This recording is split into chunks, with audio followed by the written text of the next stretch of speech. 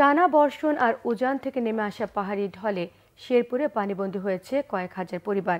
ডুবেছে সড়ক এবং ফসলি জমি। এছাড়া ময়মনসিংহের ধোবাউড়া সহ বিভিন্ন এলাকায় নতুন করে দেখা দিয়েছে বন্যা।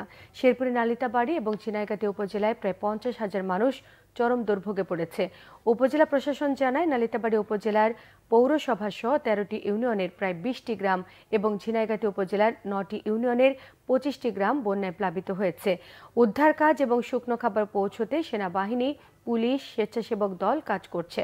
পানি উন্নয়ন বোর্ড জানিয়েছে, ভোগায় চেল্লাখালী নদীর পানি বিপদসীমার উপর দিয়ে প্রবাহিত হচ্ছে।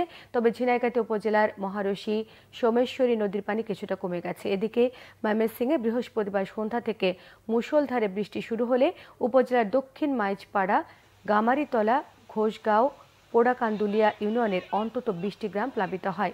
এছাড়া উজান থেকে পানি নেমে আসায় নেতাই নদীর বাঁধ ভেঙে পানি প্রবেশ করছে লোকালয়ে। তলিয়ে গেছে বাড়ি, ঘর, পুকুর, রাস্তাঘাট। বন্যা প্লাবিত এলাকাগুলোতে দেখা দিয়েছে খাবার এবং বিশুদ্ধ পানির অভাব। না খায় রয়েছি, পানির জন্য খাওয়া দাওয়া করতে পারতেছি না। আমরা অনেক কষ্টতে আছি, অনেক লোক কষ্টতে আছে। আমরা নৌকা নাই, আমরা কই যাবো, কি করবো? চোটা দেহন লাগবো, কষ্ট হয় না। বাড়ি ঘর পানি, রান্না নাই, বাড়া নাই, খাওয়া নাই।